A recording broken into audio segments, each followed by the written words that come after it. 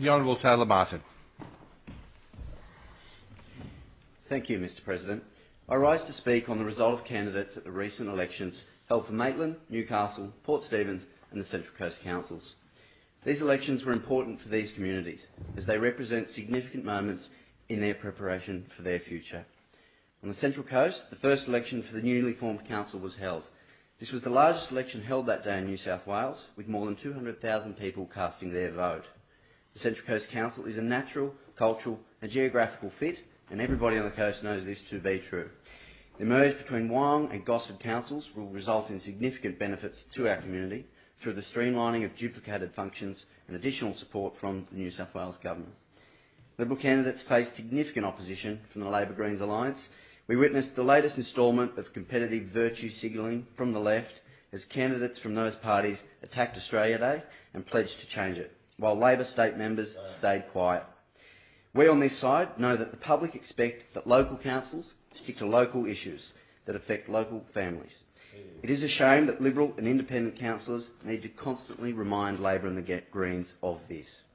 The Central Coast is now the third largest council in New South Wales in terms of population, and its population is expected to grow to 415,000 in the next 2 decades, which will make it larger in size than the ACT is currently.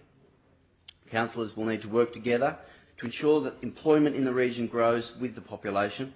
The Liberal team, consisting of Gilly Pillen, Troy Marquette, Rebecca Gale-Collins and Christopher Burke, campaigned strongly on the successful rollout of the Council's Capital Works program, and they will work alongside independent members of the Council to develop a strong pipeline of investment into the future.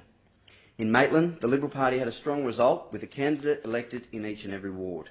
I wish to congratulate the Liberal team in Maitland, consisting of elected councillors Sally Halliday, Kanchan Ranadive, Mitchell Griffin and Ben Mitchell. I also want to congratulate Bob Gagan, who ran a magnificent campaign and has been an exceptional councillor for 17 years.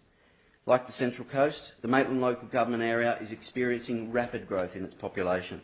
The Liberal councillors will strive to ensure that the Maitland region can continue to fund the services and infrastructure that is required.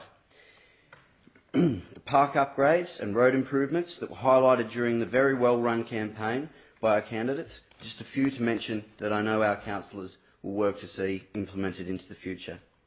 In Newcastle, I was very pleased to see Councillor Brad Luke re-elected and congratulate our Liberal candidates on their campaign. It was sometimes strange to watch the Labor campaign for Newcastle City Council.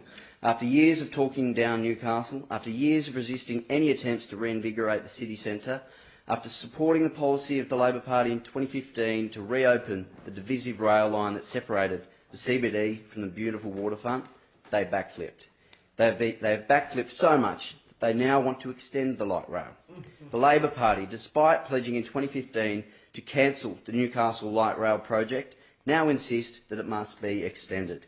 In typical Labor style though, Newcastle City Council, led by Lord Mayor Nuatali Nelms, produced a glossy 12-page brochure that proposed 5 new light rail lines in Newcastle. And, true to Labor form, the document did not say where the funding would come from. It is the coalition government that is spending $650 million on revitalising the Newcastle city centre, and it has been Liberal councillors like Brad Luke who have campaigned to make Newcastle a priority for the New South Wales government after being neglected by Labor during their 16-year term. Councillor Luke, along with independent members of Newcastle City Council, will need to hold these Labor councillors to account into the future.